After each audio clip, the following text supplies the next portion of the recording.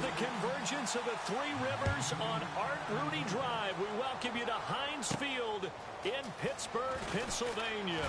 Coming up, we've got what should prove to be a good one between the New Orleans Saints and the Pittsburgh Steelers.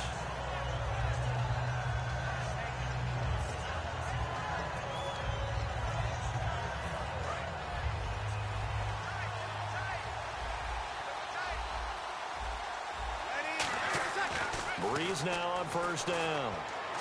Forced out to his left. And he'll avoid the tackle there with a slide. It'll be a gain of 9, and that'll make it 2nd and short. And him running the football is not something that defenses spend a lot of time preparing for. But this guy has a survival instinct and a knack for knowing when exactly to do it. 2nd and just 1. Possible run anticipation here as the D-line sandwiches together. They'll run for the first time with Mark Ingram. And he's able to get out to the 32, brought down there. I don't know about you, but for me, it's always nice to see a little bit of redemption for a player. But Mark Ingram had a little bit of a fumbling issue earlier this year, got benched in a game against Seattle, and he's bounced back big since then. He had just 50 yards, but on 11 carries, so good yards per carry in Week 10. But Week 9, we talked about it last week, he was explosive, 158 and a touchdown. Message received. Here's Breeze to throw. He couldn't quite hold it. Got hit. Ball pops out. Incomplete. The headshots here are the offensive unit. And what about Brandon Cooks? If he's not a 1,000-yard receiver every year he's healthy in the league, I'll be surprised. Came out of college wanting to be a pro, studied all the best receivers in the NFL before he even got to the league. 2nd down here after the incomplete pass. Back to the air on 2nd down. It's Breeze. And incomplete there. A nice hit. Jars the ball free and brings up 3rd down. And the starting defensive unit here for Pittsburgh. Stephon Tuitt's ability to play defensive end and yet rise up and knock passes away when quarterbacks try to throw them, he makes it hard to get around. Now Breeze on 3rd down. He's going to flip one out here to his running back. And he is out of bounds on the other side of midfield. So many times you hear today's NFL described as a space game. Get your best players into space with the football in their hands. That's why sometimes you swing it out to your runner, get him out in the flat, and let him have a chance to make people miss an open field. This is Ingram on 1st and 10. Just a yard on the first down carry, so it's 2nd and 9. Now that's the type of play that'll fire up the defense. Hold them to 1 yard on a first down run. It'll be interesting to see if the offense decides to press the run at all, or if they'll abandon it now after gaining only 1 on that play. I'm ready now for 2nd and 9.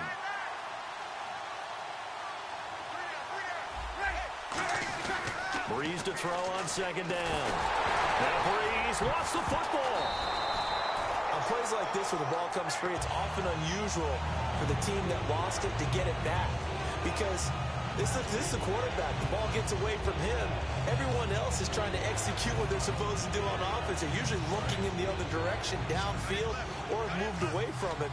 In this case, though, a teammate is able to come up with the ball. On 3rd and long, it's under pressure, and they got to him again. A well-designed corner blitz that gets him for a loss of 8 yards. The game plan for any defense is finding ways to make a quarterback uncomfortable in the pocket. When you bring pressure from all angles, you never know who's going to get home. In this case, the left cornerback, right in the face of him, puts him down. He gets us away. It's a good one, drawing toward the sidelines. And this will be out of bounds, and they spot it at the 15-yard line. Not too bad.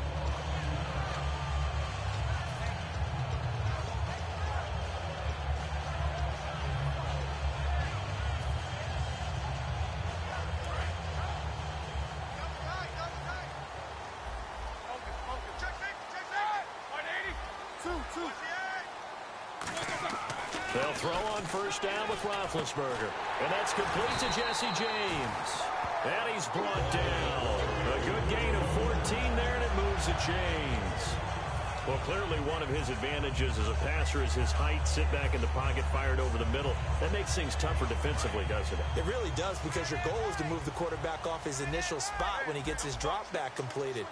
But when you have that type of height, he can stay in there if he's willing to take the hits and just fire over the top, which saves him time and actually completes a play a little bit quicker than it normally does for a quarterback that has to slide and find open space to throw. And how about this wide receiving core, Charles? Well, I was at the hotel watching a little film, and you popped your head in and said, these receivers are pretty good from what I can tell. You're exactly right. Can't wait to see them do their thing out on the field. Stays on his feet, and he'll get this only up to about the 35. It'll be a pickup of a couple, and it leaves him with a 3rd and 3. And here now, New Orleans defensive unit. Stephon Anthony acclimated quite quickly to the NFL. As soon as he joined the team, he became their leading tackler. Roethlisberger now to throw on 3rd down. And able to find Green. And he gets this one across midfield for the 1st down to the 46. And there's another completion to the tight end. And let's face it, it is hard to overthrow a 6'6" target. It is indeed. Quarterbacks like their speed guys. They like that huge 6'6" target that they've got in him. They really do. And it reminds me of what one great tight end told me once. He told his quarterback, just make sure you throw it up there. You know, kind of like put up in the top shelf where the kids can't get it. Well, the offense lining up 1st and 10. Shift together here from the D-line. On 1st and 10, it's Roethlisberger. Bryant with a catch right side. And he's brought down. 10 yards on the pickup there. And that'll be good for a Pittsburgh 1st. It's a nice completion, a little bit of run after catch as well to create the yardage that they got. But it is so tough to cover that route, the drag route, because they run it at varying speeds. Because the key is to create hesitancy on the defender's part. Always so empathetic for those DBs, aren't you? Back with Charles Davis, Brandon Gaudin. It's Steeler football to begin. 1st down and 10 now for the offensive group.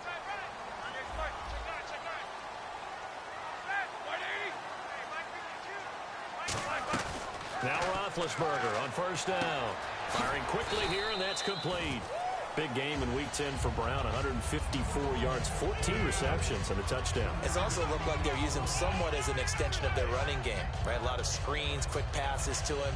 And that's what you have to do. Get the ball in the hands of a player like Antonio Brown and let them create downfield. It usually works out pretty well for you and your offense. Looking to jam the receivers at the line here. Press coverage look defensively. To throw again is Roethlisberger. Trying to get it to Wheaton, and it's intercepted. And some room to roam now. And they will be set up now as he brings this thing all the way back inside the 20. The Saints coming out now to take the field. And a tight game after punting last time. See if they can get something going on this drive. As they head to the field now, with the game this close, you've got to feel there's a sense of urgency for them going on offense right now. But they have to do it without letting panic creep in and affect their play. I know most of the time when the ball's in the air, you're thinking wide receiver, tight end, but running backs, they can be a big part of any passing offense nowadays. On 2nd down, Ingram. And he is met at the line of scrimmage, and he goes down right there. Only a yard in the pickup there, and it'll bring up a 3rd down. But I think we know by now that every run is not going to be broken and get all the way to the end zone. But these short ones still have their value. You can still set up your play action and throw the football. You control the clock because you have the ball and they don't. And often the physicality sets the tempo for the game. Breeze now. Left side and caught by Flainer. They'll give him a yard on the play, and that's going to make it 4th down. One hallmark of good defenses is understanding the game, understanding positioning, and tackling immediately in the secondary after catches. I think we just saw that on display right there. Got to him before he ever had a chance to think about turning it upfield. So after the pick, they can't capitalize for 6, but they do get 3. And I know in this situation, most of us wanted to focus on the offense. You know what side of the ball I played on. Let's give that defense a lot of credit. Taking over in a sudden change situation and shutting them down. The Steelers, they get ready to roll again on offense, and they're reeling. They're on a 4-game losing streak, Charles. They were 4-1. Now 4-5. What do you make of the Steelers at this point? Well, some of it comes down to health. Remember, Big Ben missed a game when he got hurt against Miami, and then they had an open week, and so he only missed the 1 game and came back. But his timing was off a little bit with his receivers in the next game that he played. But overall, take a look at the schedule, all right? New England was one of the losses. Dallas was one of the losses. Those are two of the better teams in the league. The ones that might regret a little bit, Miami and Baltimore. But both of those teams are playing much better in recent weeks. And he'll go down after losing yardage at the 10. So he loses 3 yards there. Now 3rd down.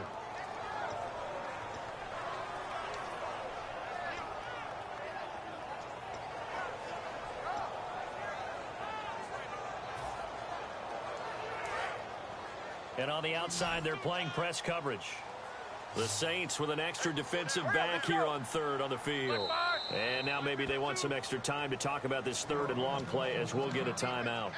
They'll have 2 remaining as we step aside here in this 2nd quarter.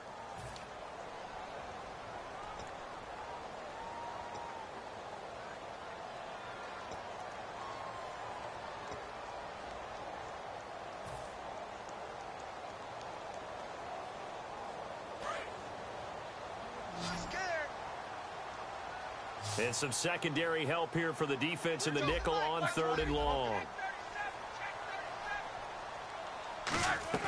Now Ben on 3rd and long.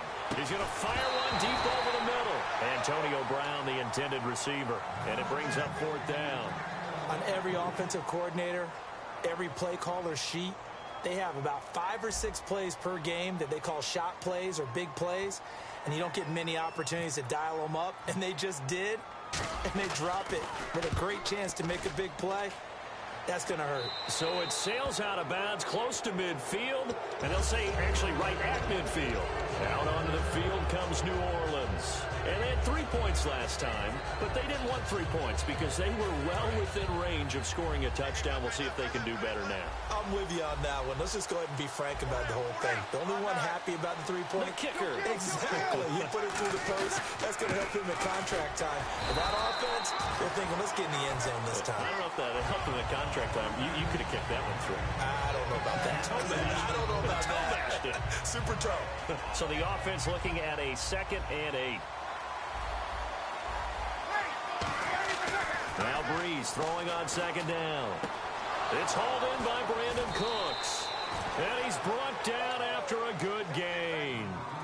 An excellent pickup of 34 yards.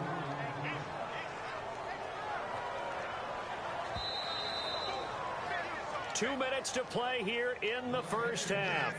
Back to Heinz Field after this.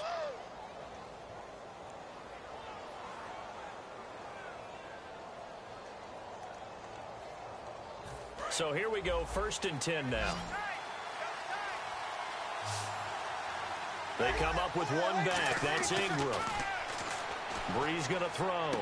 And brought in here by Fleener. A solid pickup of 13 sets him up 1st and goal. And there's a nice completion to Kobe Fleener, and no one can be happier than Drew Brees. Yeah, he had Jimmy Graham for all those years, Ben Watson last year, and now coming south from Indianapolis, Fleener. And he takes it across and into the end zone. Touchdown, Saints. Drew Brees taking it in. And the Saints add on to their lead. And he's able to put it through.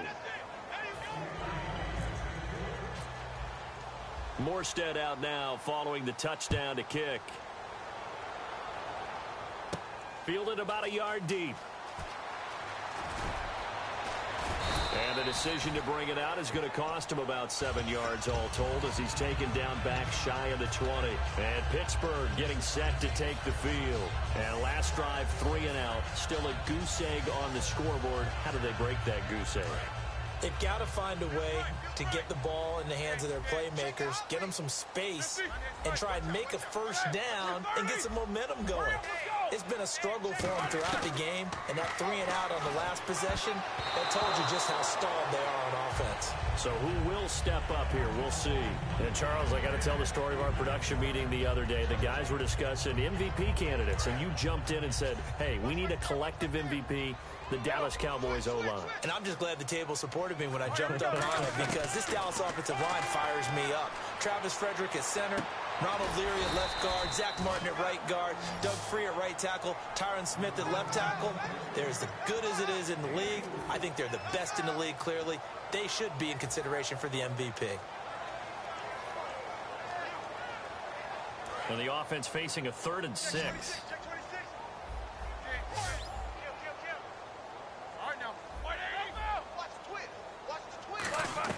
On 3rd down, Roethlisberger. And he locates Wheaton, complete. And he's brought down after a good gain. A good pickup there of 20 yards. And that's one of his advantages of a passer, is now with his height, setting back there in the pocket, firing it over the middle, he can really see everything clearly. It is, and I know that other quarterbacks get it done different ways, all right? You don't have to be his height to make a great play.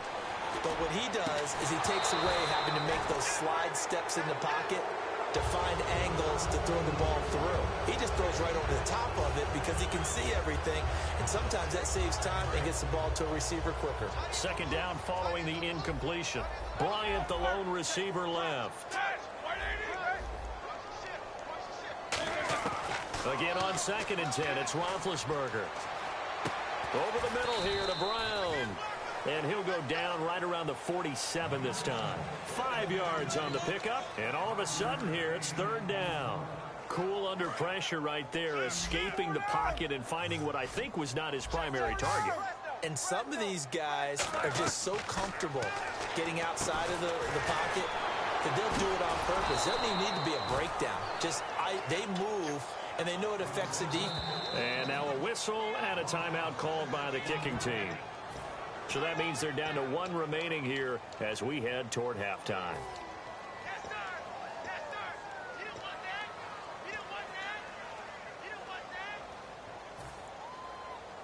Now let's see. Yeah, the offense still out there. They elect to go on 4th and 11.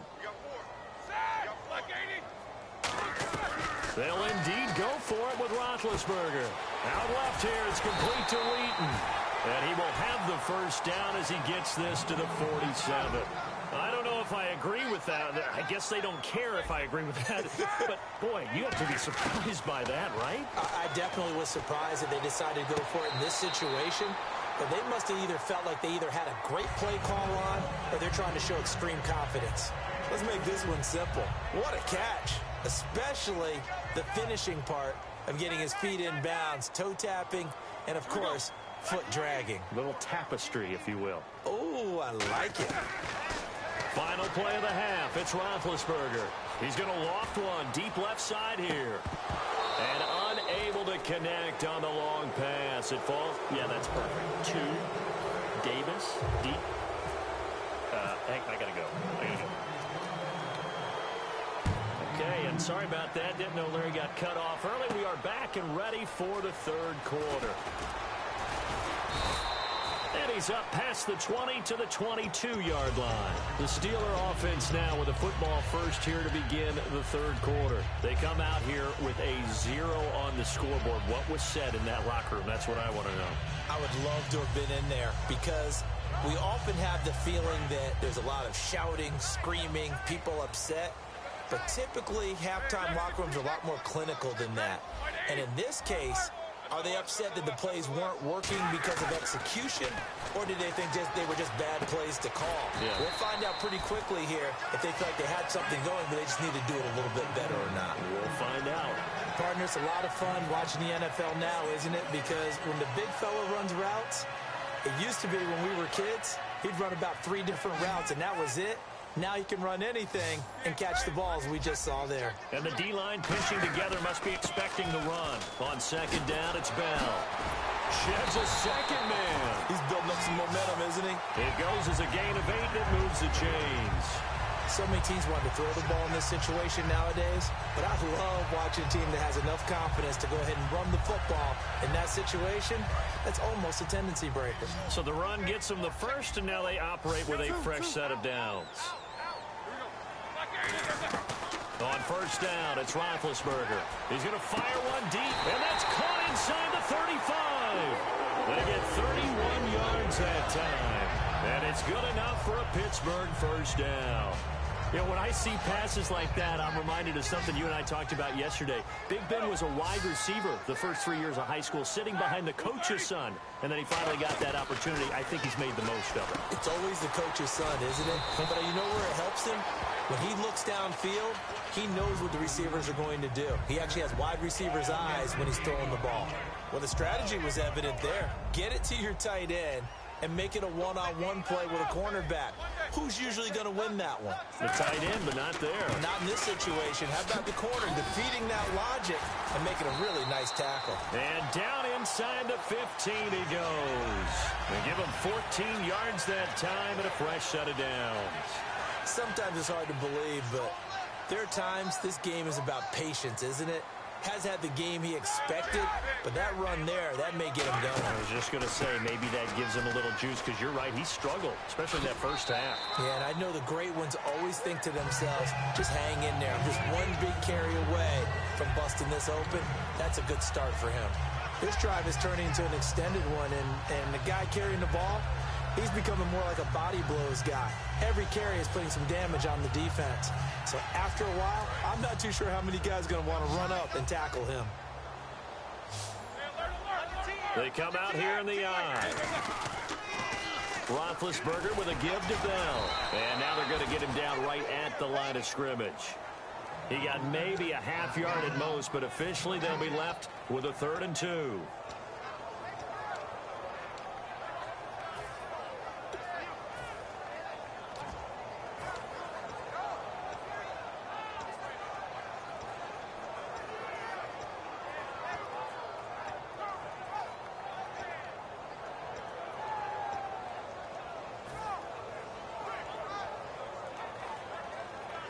Trying to keep the drive going here. This is play number 7 on 3rd and 2. 3rd and 2. Now Roethlisberger. Got his man. It's caught for a Steelers touchdown. Martavis Bryant from 6 yards away. And the Steelers have now made this a one-score game. Well, that's about as quick of a passing touchdown as you'll ever see right there. Everyone has a section in their playbook called the quick game. That was a super quick game. Out of the hands of the thrower, bam, right to the receiver, successfully for a touchdown. How in-depth is that quick game part of the playbook? It's pretty in-depth because people want the ball in the hands of the quarterback into the playmaker's hands downfield as fast as possible. There are a lot of plays, a lot of options involved with that. Now we take a glance at the offense as they work their way back out for their first possession of the second half. And they were able to punch it in the end zone last time. They'll be looking to do that again here for the defense. Obviously, they'll be looking to stop them from punching it back in the end zone. It always is punch-counter-punch, isn't it? And which team has the advantage? Well, let's just go back. Last time on offense, they rolled downfield, got into a good rhythm. You can see a little more bounce in and out of the huddle. You can see the sideline really get into the game. So defensively, you're thinking to yourself, how do we take that away from them? How do we get the advantage back? Let's see what they come up with. I think pressure is always the first way to go. You love pressure. I love it. We'll see if they dial it up this drive.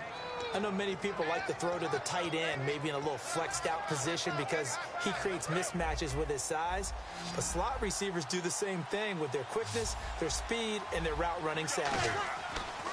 On first down, Breeze looking for his running back, and he's got him. And he's brought down. It'll go as a gain of 10 there. And it'll be first down, Saints. It's funny, throughout the time that we've been together, when we talk with running backs about the ability to catch the ball, their eyes light up when they talk about open field and having one-on-one matchups, don't they? Yeah, they do. And that's the reason why. What we just saw, shedding those tackles, and that's what they're used to doing. It is, and it starts at the beginning of the play. One-on-one matchup if someone's trying to cover them, but they also like those one-on-ones downfield after the catch when they're running with the ball. They think they're going to win those, too. Hey, let's look back on Week 10 for a second. What a slate of games. Seattle, New England, Dallas, Pittsburgh, New Orleans, Denver. What was your game of the week, partner? Well, my game of the week was Seattle at New England. Seattle coming off of the Monday Nighter, going on the road, getting it done at New England, who hardly ever loses at home. And it was a Super Bowl rematch. I love Dallas-Pittsburgh, a great game. Absolutely incredible finish in New Orleans. But how about Kansas City come from 17 down to beat Carolina? That was a heck of a game as well.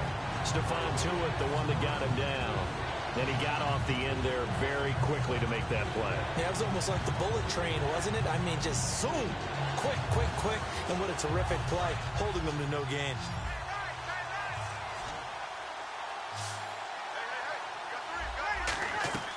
Now Breeze on third down. And he is going to be taken down. And that should be the final play of this third quarter.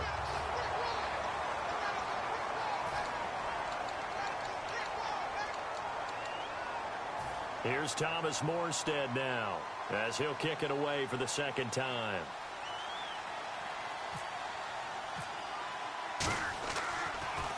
This is away and a very good kick angled for the sidelines. The Steelers offense now, they head back onto the field. Last time they were out, they scored. Still trailing here, though, so some work to do. But it's okay in terms of mindset. Because they scored the last time, they're not quite as worried about being down on the scoreboard because now their confidence is a little bit higher. They feel like they've got something going, and they feel like they can attack again and put more points on the board. Are you scoreboard watching if you're the offense, or are you just focused on this drive? We wouldn't be telling the truth if we said that they didn't scoreboard watch. Everyone does it to some extent, but you've got to set it aside right now and just focus on this series. That'll take care of the scoreboard if they punch it into the end zone. 2nd and 1 is often an invitation to take the big shot downfield. I bet the offensive lineman said, are you kidding? We just get on our backs and let's go get the first down. They love being physical.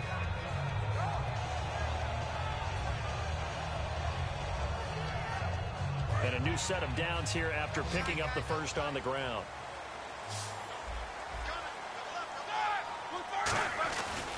Now Roethlisberger going to hand to Bell.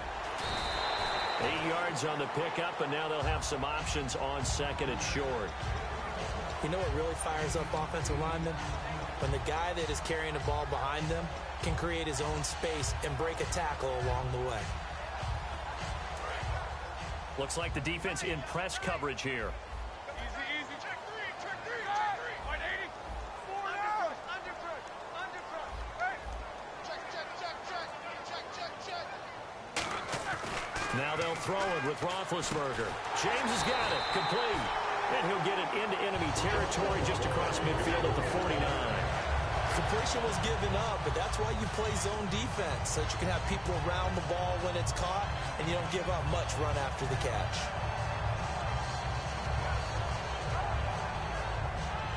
Fresh set of downs here.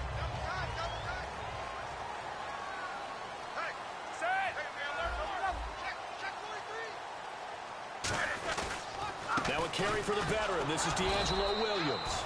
And that play goes nowhere. Taken down, losing yardage at the 50, right at midfield. No matter what defense is called versus a running play, linebackers are telling the defensive guys up front, you take care of the offensive line, keep us uncovered, let us run to the ball, we'll make big plays. Well, that paid off there. All the guys up front, the big fellas, they controlled the 5 offensive linemen. That allowed the linebackers to see the openings, sprint through the gap, and snuff that play out in a hurry. One thing I can say pretty safely, that route is not called if you don't have a guy who can throw the ball and put some mustard on it. Because if you're going to lollipop it in the middle of the field, bad things usually happen.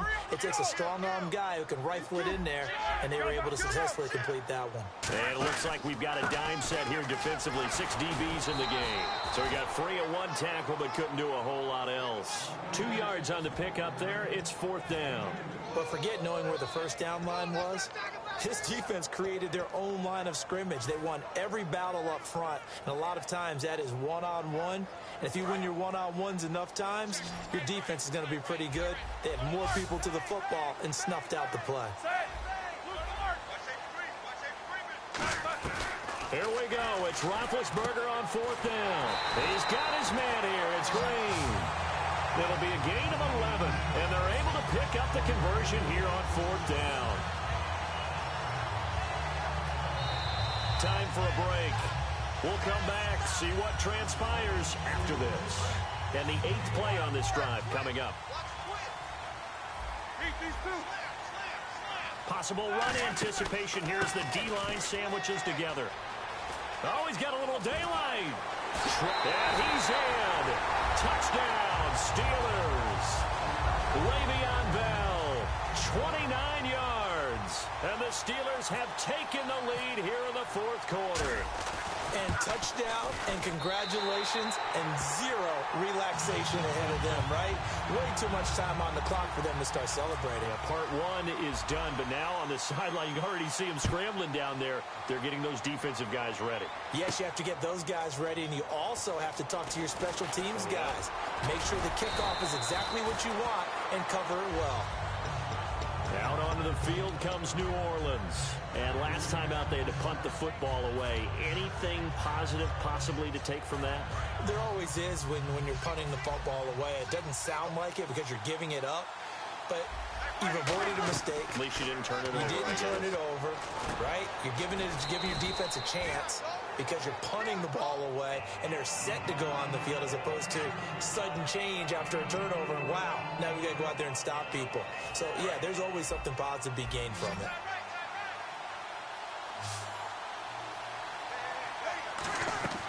He'll look to throw. He's got time. He's going to let it fly. And that's caught inside the 35. A gain of 39 that time. There will always be a place for methodically marching the ball downfield.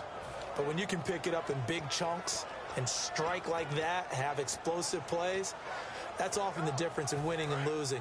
Those types of plays that can knock a defense off balance, that'll drive a team towards a victory.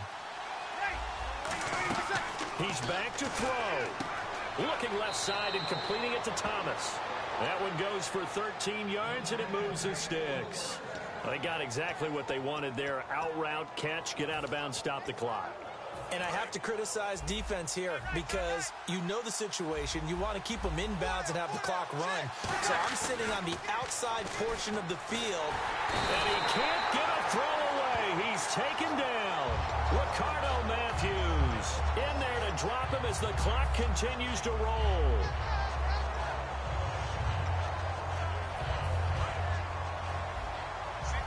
Shift together here from the D-line. Back to throw. He dumps it down to Ingram. And able to get him down, but he does reach the 5. 18 yards there, and it'll be a first and goal. So many times you hear today's NFL described as a space game. Get your best players into space with the football in their hands. That's why sometimes you just swing it out to your runner, get him out in the flat, and let him have a chance to make it. He takes it across for the touchdown, and they've taken the lead late in the final minute of the fourth. Wow, wow. So many practices we watched over time where the offense works on scoring late in the game and finding a way to win, as we just saw there. Just saw it right there. Now can they preserve that advantage that they just got? Morstead out now following the touchdown to kick. And this will not be returnable. It's out of the back of the end zone for a touchback. And the Steelers set to take the field. They only need a field goal. Obviously, the clock a huge factor. They'll be watching that. What do they need to do here, Charles? Your sequence of plays has to get you out of bounds. Completions, get out of bounds, gain some yardage. Then when the clock hits 7 seconds or left, now you've got a decision. Are you in field goal range, or is it Hail Mary time? Because from 7 seconds down, you don't want to take a shot that you're going to have another play. We'll see how they handle it. They'll look to throw. Out left side here to Bryant. And he's brought down. He goes for 18 there as the drive will continue. Now hold everything here. We're going to get a timeout by the offense. It's just their first. They've got 2 more to use here in the final stages.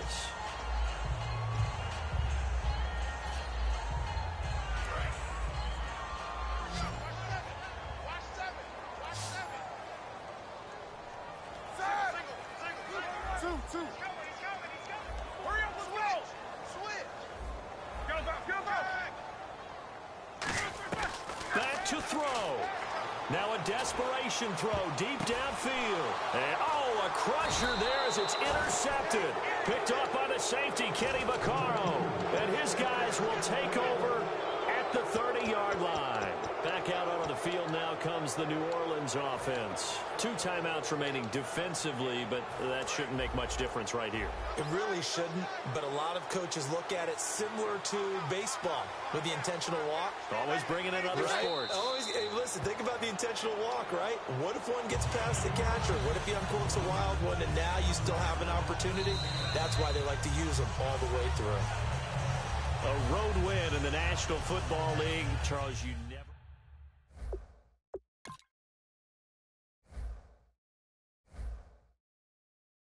If you try to shut us down, we'll show you just how we get down.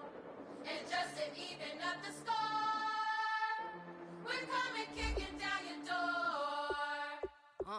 Y'all never played fair, so tell me why now should we care? Queen Bee told y'all a long time ago that we run the atmosphere. Did we build that? Yeah. Do we own that? Yeah. We even in the studios running playback. Shout out to Airman Sally, the young guards, all the G's like us. Yeah, we go hard.